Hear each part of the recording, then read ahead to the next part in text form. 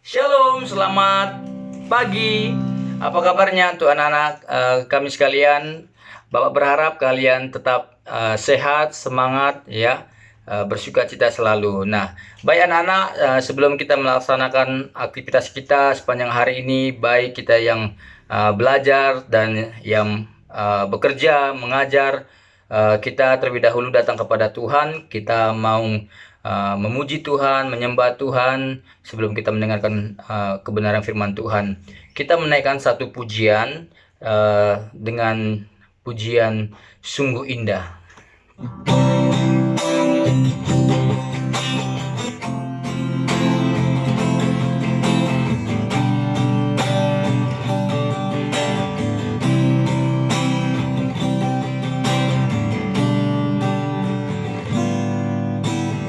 Kemanakah aku dapat pergi, menjauhi rohmu yang suci, kau sahabat,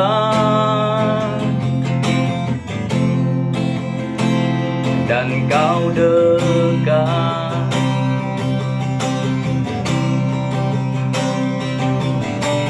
Bahkan seluruh pengabdianku tak bisa membalas kesetiaanmu, sungguh mulia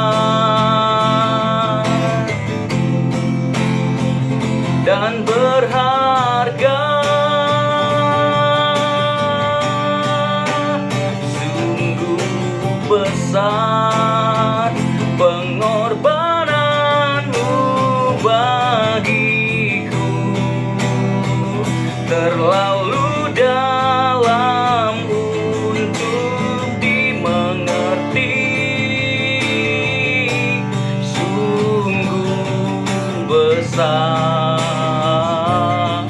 oh sungguh indah yang kau pikirkan tentangku, tak terselami bagiku, sungguh indah, sungguh besar pengorbananmu Tuhan, sungguh besar pengorbananmu bagiku, terlalu dalam untuk dimengerti, sungguh besar,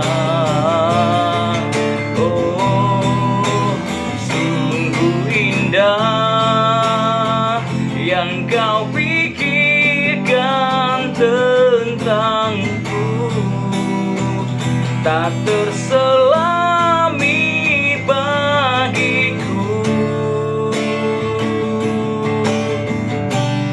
sungguh indah. Mari kita bersatu dalam doa. Kami bersyukur Tuhan untuk kebaikan Tuhan dalam kehidupan kami.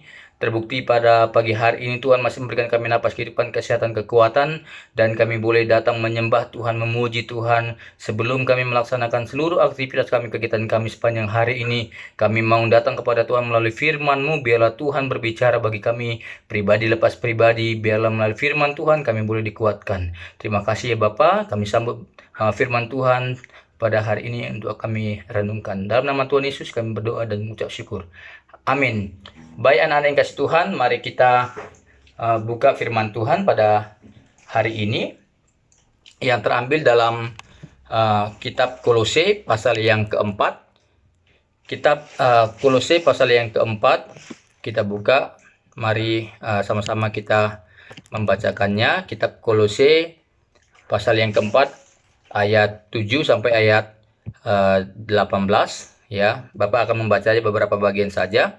Kitab Kolose pasal yang keempat ayat 7 sampai ayat 18. Bapak baca hanya beberapa ayat, yaitu ayat 12 dan ayat 13. Demikian firman Tuhan akan Bapak bacakan. Salam dari Epafras kepada kamu Ia seorang dari antaramu, hamba Kristus Yesus, yang selalu bergumul dalam doanya untuk kamu, supaya kamu berdiri teguh sebagai orang-orang yang dewasa dan yang berkeyakinan, penuh dengan segala hal yang dikehendaki Allah. Sebab aku dapat memberi kesaksian tentang dia, bahwa ia sangat bersusah payah untuk kamu dan untuk mereka yang di Laodikia dan Hierapolis. Nah, anak-anak yang kasih Tuhan, dalam renungan kita pada hari ini, di hari Senin ini, yaitu saling berbagi dan menerima. Saling berbagi dan menerima. Nah, anak-anak yang kasih Tuhan, bila mana surat ini telah dibacakan di antara kita, usahakanlah supaya dibacakan juga di jemaat Laodikia, dan supaya surat yang untuk Laodikia dibacakan juga kepadamu. Nah, demikianlah permintaan Paulus kepada jemaat Kolose terkait dengan suratnya. Nah, kita tidak tahu pasti ya alasan Paulus, namun kita bisa menduga-duga alasannya kenapa surat ini ditulis kepada jemaat di Laodikia, ya. Nah, bisa jadi sang Rasul Paulus ini berasumsi bahwa persoalan agama yang menimpa jemaat Kolose ini adalah agama asing. Itu bisa kita lihat di pasal 2 ayat 16 sampai 23. Nah, mungkin juga menimpa di jemaat Laodikia tentang persoalan agama asing ini. Sehingga jemaat di Kolose bisa membagikan tanggapan Paulus terhadap agama asing itu. Nah, kalau ajaran mengenai agama asing itu berguna bagi jemaat di Kolose, kemungkinan besar itu akan bermanfaat juga bagi jemaat di Laodikia.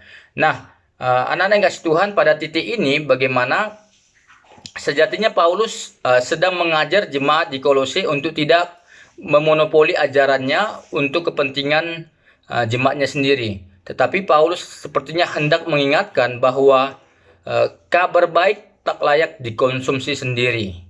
Semakin banyak orang yang mendengarkan, semakin membuktikan baiknya kabar itu. Ya, kemungkinan Paulus ini mengembangkan persaudaraan Kristiani antara jemaat Kolose dengan jemaat di Laodikia. Nah, anak-anak yang kasih Tuhan, di sini bisa diawali ya untuk berbagi berkat. Kalau bisa dikatakan, bagaimana kalau kabar baik itu ketika sudah didapatkan, maka harusnya kabar baik itu harus dibagikan untuk bisa berbagi berkat. Nah, salah satu berkat bagi jemaat adalah pengajaran ya. Pengajaran yang sehat memungkinkan pertumbuhan rohani semakin berkembang, ya, bertumbuh, dan nantinya pada saat akhirnya berbuah. Nah, inilah yang mau Paulus sampaikan tentang pengajaran yang sehat dapat memungkinkan pertumbuhan rohani sebuah jemaat, ya, berlangsung dengan baik. Nah, karena itu berbagi ajaran itu sangat penting untuk dikembangkan supaya tidak ada jemaat yang pertumbuhan rohaninya terhambat. Nah, anak-anak kasih Tuhan, intinya pertumbuhan rohani sangatlah penting dalam hidup beriman, ya, bagi kita orang yang percaya kepada Tuhan, ya. Pengajaran itu sangat penting, pertumbuhan rohani itu sangat penting dalam kehidupan kita sebagai orang-orang yang percaya di dalam Tuhan. Nah, namun sayangnya kita orang percaya pada abad 21 ini tidak punya salinan surat Paulus kepada jemaat di Laodikia. Namun kita bisa menduga bahwa jemaat di Kolose itu pun membaca surat itu. Nah, anak-anak yang kasih Tuhan, apa yang bisa kita pelajari dari kisah di Kolose ini, dari surat Paulus ini kepada jemaat di Kolose maupun kepada jemaat nanti di Laodikia, yaitu yang pertama tentang pertumbuhan rohani. Pertumbuhan rohani umat Kristen itu sungguh sangat penting di mata Tuhan, di mata Allah. Ya, bagaimana pertumbuhan rohani itu, bagaimana kita sudah percaya kepada Tuhan harusnya bisa bertumbuh dengan baik dan terlebih berbuah, ya. Kehidupan kita di jasmani pun harusnya mengalami pertumbuhan, ya. Kelihatan dari fisik kita, bagaimana dari kecil, ya, dari anak-anak, ya, remaja sampai kepada tahap dewasa, ya, itu dia mengalami pertumbuhan jasmani. Nah, demikian juga pertumbuhan rohani itu juga harus ada tahap-tahapnya yang memang pada akhirnya itu semakin dewasa bisa pada akhirnya menghasilkan buah. Nah, anak-anak yang kasih Tuhan, itulah yang sangat penting di hadapan Tuhan. Ya, pertumbuhan rohani kita haruslah juga kita perhatikan, ya. Jangan sampai pada akhirnya nanti kerohanian kita ya bisa mati gara-gara kita tidak pelihara, kita tidak rawat dengan baik. Yang kedua, setiap gereja tentu punya ajaran dan tradisi kebudayaan masing-masing. Namun tidak ada salahnya saling berbagi dan menerima tanpa harus ada merasa diri lebih jago atau ada yang merasa rendah diri, merasa kecil, ya. Itu yang memang kita harus pikirkan bersatu, bahwasanya kita tidak mementingkan diri sendiri, ya, tidak menganggap diri lebih hebat daripada yang lain, ya, tetapi bagaimana kita bisa saling menjadi berkat, berbagi, dan bisa menerima juga dengan orang yang membagikannya. Jadi kita saling menguatkan satu dengan yang lainnya. Yang ketiga yang bisa kita pelajari dalam renungan kita pada pagi hari ini ialah perbedaan ajaran dan tradisi semestinya itu memperkaya setiap gereja, ya. Hal itu hanya mungkin jika gereja-gereja itu mau berbagi dan menerima. Jadi ini hal yang penting bagi kita yang juga termasuk di bagian kedua tadi, bagaimana perbedaan itu pasti ada, ya. Ajaran dan tradisi itu pasti ada di dalam setiap gereja. Makanya ada gereja Protestan, ada gereja karismatik, ya. Banyak aliran-aliran gereja yang ada. Tetapi yang Tuhan harapkan bagi kita bukan suatu perbedaan yang menghancurkan, tetapi bagaimana perbedaan itu bisa menyatukan dan bisa saling menguatkan. Ya, itu terjadi kalau gereja-gereja itu mau berbagi dan menerima. Tidak ada yang hanya mementingkan kepentingan pribadi, menganggap diri lebih hebat, dan merendahkan kelompok lain atau gereja lain. Nah, inilah renungan yang bisa kita terapkan dalam kehidupan kita, bagaimana kita sebagai makhluk sosial, makhluk yang berinteraksi dengan orang lain, makhluk yang tidak bisa hidup dengan diri sendiri, tetapi kita harus berelasi dengan orang lain, dan biarlah kita bisa jadi berkat bagi banyak orang dan nama Tuhan yang dipuji dipermuliakan. Nah, kiranya renungan ini dapat memperkuat kita menjalani seluruh aktivitas kita, dan Tuhan Yesus sekalian yang akan menyertai memberkati kita. Baiklah, kita akhiri dalam teduh pagi kita pada hari ini. Kita bersatu dalam doa. Kami bersyukur Tuhan untuk renungan pagi yang boleh kami baca dan renungkan, ya Bapa, di dalam hal berbagi dan menerima. Tuhan, kami menyadari di dalam hidup kami ini ada perbedaan, dan biarlah Tuhan perbedaan itu tidak menghancurkan, tetapi biarlah perbedaan itu menguatkan kami. Kami boleh saling mendukung satu dengan yang lain. Baik kami yang punya kelebihan, kami boleh membantu melengkapi orang yang masih ada kekurangannya.